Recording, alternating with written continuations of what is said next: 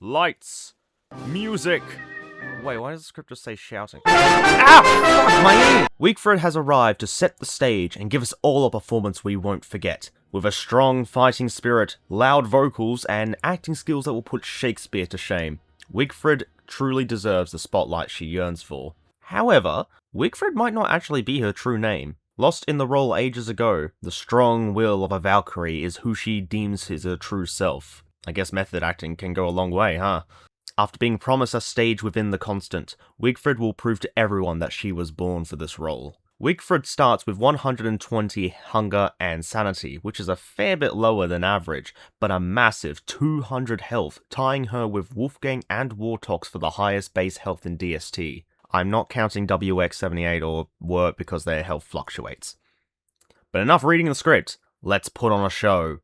Upon entering the Constant, Wigfrid will already be prepared for battle with her unique Battle Helm and Battle Spear. The Battle Helm is a head slot armor that has 525 health and offers 80% protection from physical damage, and a bonus 20% wetness protection. These helmets can always be crafted by Wigfrid at any time, costing only 2 rocks and 2 gold. The Battle Spear is a weapon boasting 42.5 damage a swing and 200 uses. These can also be crafted again with 2 twigs, 2 flint, and 2 gold. Both of these items can be given to and used by any other players. However, you may have noticed that I switched to a different character to demonstrate their values. That's because Wigfrid has a built-in damage modifier of 25%, which kinda skews the numbers a bit. But this means that every weapon she uses will boost their damage output by 25%. So her Battle Spear, which would normally do 42.5 damage, now deals 53.125 damage. Wigfrid also has a built-in 25% damage resistance, so as an example, this spider, which normally deals 20 damage, will now deal only 15 damage to an unarmored Wigfrid. The damage resistance is always tacked on after armor protection, so if I run the same scenario, 20 damage goes through 80% protection of the Battle Helm, coming out as 4 damage, and then Wigfrid's 25 damage resistance, which makes it 3 damage. But what people don't often mention is that the damage resistance also affects fire, freezing, overheating, and planar damage, making her one of the most tankiest players without any additional armor protection. You will also notice 4 pieces of raw meat in your inventory when you spawn in. This is just a little head start to help you with one of Wigfrid's downsides. She is a carnivore, and will refuse to eat anything that is not meat. However, foods labelled as goodies fall into neither vegetable nor meat, so meals like jelly beans, ice cream, and Vault Goat Charfroid can still be consumed by Wigfrid and you'll still get the full benefits from them. Wigfrid also benefits from a pseudo lifesteal ability, affecting both her health and sanity. Whenever you attack something, it places the values of your damage, the mob's damage, and mob's health into this formula. So take the example of the spider again. We'll use the Battle Spear for the demonstration. 20 damage from the spider times 0.25, and then in the brackets we put the original damage of the weapon excluding the 25% damage bonus that Wigfrid possesses. Hey, please don't fall asleep. I'll make some noise again to wake you up.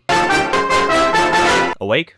Good. So, 42.5 damage, then times that by the mob's health, which is 100. So altogether, it will produce 2.125 health and sanity per hit. However, the health and sanity gain is capped at 2, so even if the formula does produce a higher value, it will always be shortened back to 2. You'll also notice that when fighting mobs with higher health and damage, that you won't always get the health and sanity on each swing. If the value that is produced via the formula before is below 1, it will save that number, and will keep adding that number until, when combined, it equals a number above 1. This is just so the game doesn't have to try and add values less than 1 to your health and sanity. God, for a character that's all about fighting, I never imagined I'd be talking this much about maths.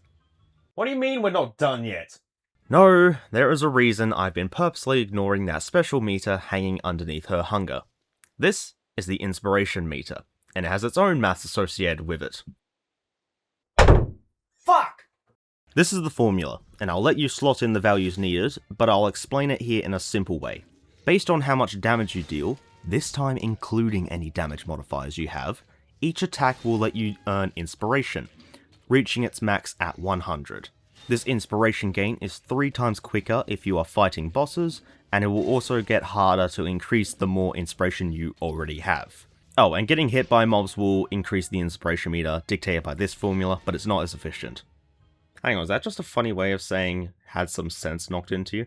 And if you don't do anything to earn inspiration for 7.5 seconds, you will lose inspiration at about 2 points per second. But why are we even earning inspiration? What does it do? Well, this is how we utilize another aspect of Wigfrid's abilities, her battle songs. If you look at the inspiration meter, you'll notice 3 intervals. At these intervals, you may perform a battle song, and it will stay active until you lose inspiration below the threshold. The first is unlocked at 17 points, the second is at 50, and the third is at 84. So you can have a max of 3 different battle songs active at once, and all songs will affect yourself and all allies, including followers, until the song's effects end. Battle songs can be crafted at any time, have infinite uses, and each requires a piece of papyrus, a feather pencil, and 1 unique item depending on the song. So, what can these battle songs do? Weaponized Warble requires a sewing kit to craft, and once sung, all weapons, including your allies, will gain 33% more durability. I know the wiki and the game actually does say 25%, but I've done testing, it is definitely 33%. I don't know why everyone else is saying it's 25%. So for example, your own battle spear, which has 200 uses, will now have 267 uses before it breaks. Heartrending Ballad needs a life-giving amulet, and will give players 1 health per hit they land. Wigfrid, however, only gets 0.5 health per hit, solely because she already has a lifesteal ability. Clear-Minded Cadenza asks for Moonmoth Wings this time, and will give all players 1 sanity per hit they land, and this includes Wigfrid, who gets the full amount this time. Belcanto of Courage looks for a full sight medallion to craft, and this song will halve the sanity auras that mobs may produce. This will also affect mobs that have a positive sanity aura, and will halve the effectiveness of a Bee Queen's crowned reverse sanity aura. Fireproof Falsetto requires a Spittlefish. These are the fish that spawn next to seaweeds when they release pollen clouds, and will grant immunity to fire damage to you and all allies. This can be helpful if you're fighting Dragonfly, or if you're fighting alongside a Willow player, and you'll know why if you watch my Willow guide. Next up are her Battle Stingers. These songs instead require and immediately consume inspiration if you perform them, immediately performing a one-time effect. Rude Interlude requires a Toma root to craft, 17 inspiration to sing, and will draw the aggro of both hostile and unbefriended neutral mobs to attack you. Startling Soliloquy asks for a purple gem, another 17 inspiration, and will instead cause nearby neutral and hostile mobs to panic for 4 seconds, buying you valuable running away time.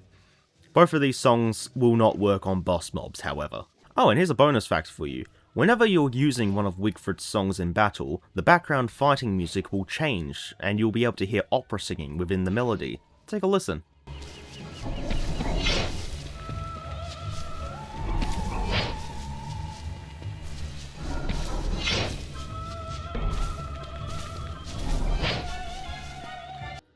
What? Are we already at the skill tree section? Huh. In any case, Wigfrid here has 23 skills to choose from, with skills dedicated to her battle songs, skills adding new armors and weapons to craft, and skills for beefalo taming. Yeah, we'll cross that bridge when we get to it. We'll start with this skill. This one that's just sitting here all by itself down here in the bottom left corner. This is Mystic Resilience, and all it does is add 5 planar defense to Wigfrid's base defense. I have a video dedicated to planar mechanics, but in short, attacks with planar damage that would normally pierce armor, this skill will just take 5 flat points of damage off of it. Now, her headliner skills all require different actions to be completed before the skills can be unlocked. But you don't have to complete these actions each time if you start a new world. The game will remember if you've done the actions required in any previous worlds. Fighting Words needs you to perform 10 Battle Stingers at any time. Once unlocked, it will change all Battle Stingers to instead go on a cooldown instead of consuming inspiration.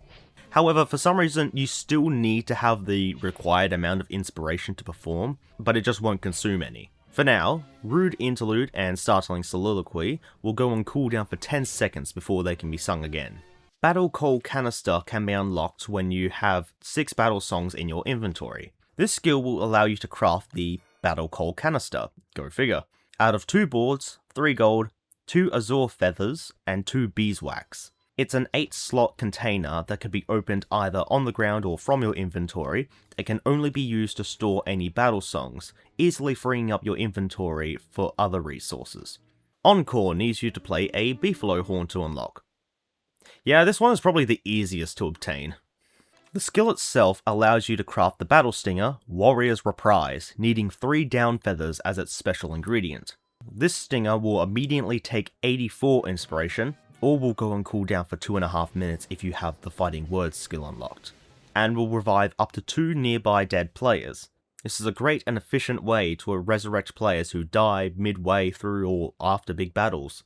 Next up are Wigfrid's Arsenal skills. These skills add buffs to her spears, helms, and allow her to craft newer spears and helms, including a new shield weapon that I'll discuss soon. I'll start with the spear skills before moving to the helmet skills, and then finally the shields.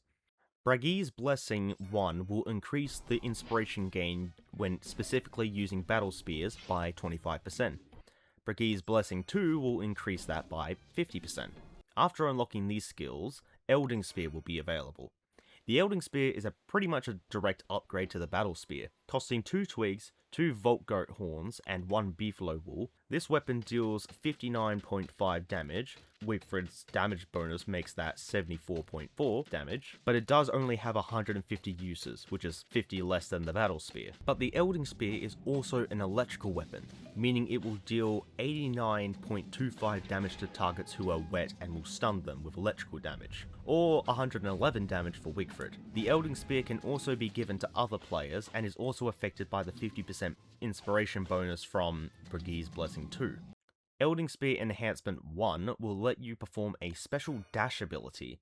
Right click to ready the ability and then left click to dash forward, dealing 85 damage to any enemies you dash through before going on a 3-second cooldown.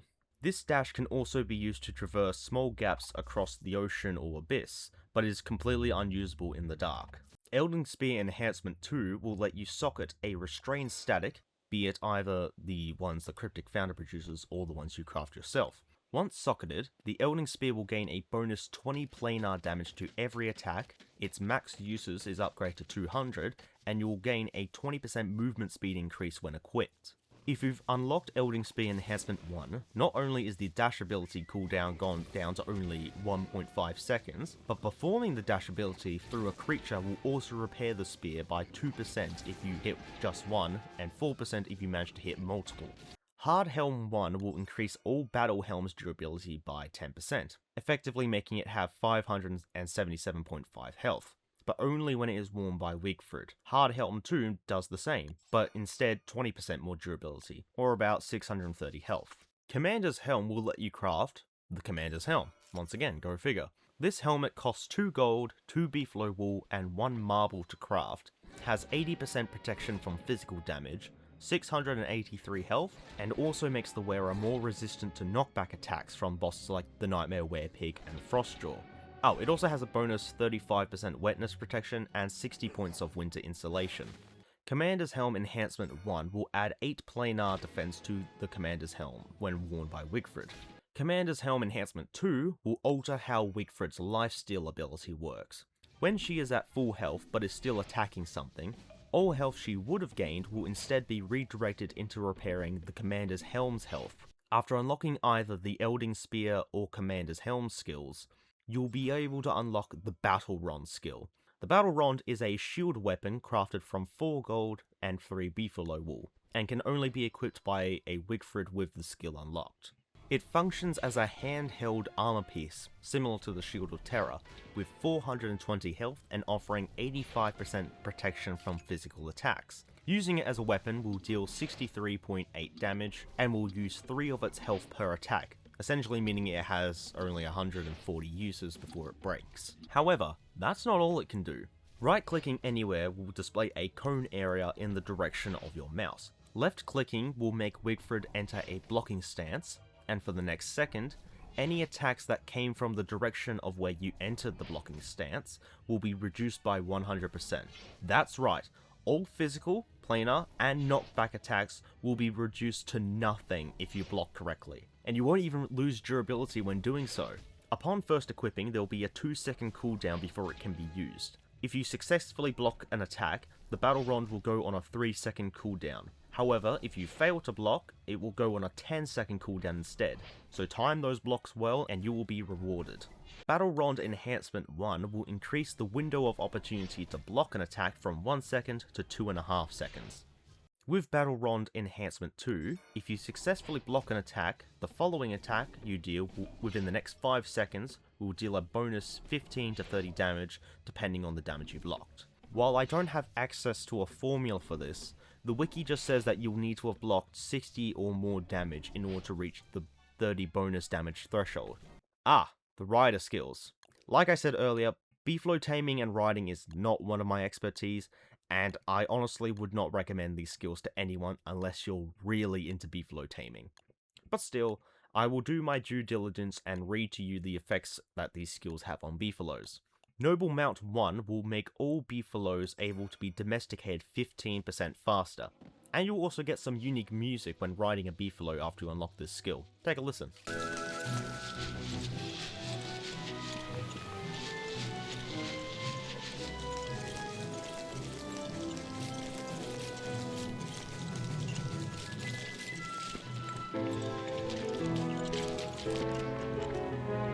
Noble Mount 2 will let you ride on a beefalo for 30% longer than normal. With Noble Mount 3, while riding a beefalo, your inspiration will increase at a slow rate of only 21 points per minute until you reach 50 inspiration. At that point, the passive gain will just stop. The Battle Saddle is a new saddle that can be crafted from 4 gold, 3 marble, and 6 azure feathers. The saddle will increase your beefalo's movement speed by 30%, add 5 bonus damage to all attacks, and gives your beefalo 40% damage protection. It also has 6 uses, but that only affects when the beefalo shakes it off itself. And finally, the affinity skills. As always, you need to have defeated Ancient Fuel Weaver for the Shadow skill, and Celestial Champion for the Lunar skill. You also need to have already spent 12 insight points before you can unlock either. I'm not too sure if I pronounced this right, but Shadow Chateaus is offered by the Shadow Queen. Not only will just unlocking the skill give Wigfrid the usual 10% damage to lunar aligned mobs and 10% protection from shadow aligned mobs, but it will also let you craft the Dark Lament song. This song, and the next, will cost the usual papyrus and feather pencil, but will require 3 pure horrors to craft. Once sung, however, it will give both Wigfrid and her allies another 10% resistance to shadow-aligned mobs, but also a 5% damage boost towards lunar-aligned mobs. The Lunar Melodiist, offered by the Cryptic Founder, basically does the exact same thing. The song this time is called the Enlightened Lullaby, costing 3 pure brilliance to make. But yeah, it's basically just a copy and paste of the previous skill, simply changing which alignment you and the song are assigned to. We are eating good tonight with turkey dinner as Wigfrid's favourite food. Needing exactly 2 raw drumsticks, it won't work if they're cooked, and an additional 0.25 units of both meat and fruit or vegetable, this dish grants 20 health, 5 sanity, and 75 hunger, with all Wigfrid eaters getting 90 hunger instead. A true feast fit for a true warrior. Oh, and here are some examples. The curtain falls, the audience erupts in applause, for it is time to take a bow and bid adieu. I hope you all enjoyed the video, and hope you can take something away from this guide. Hope you all have a wonderful day, and I'll see you in the next one. Farewell, and good night.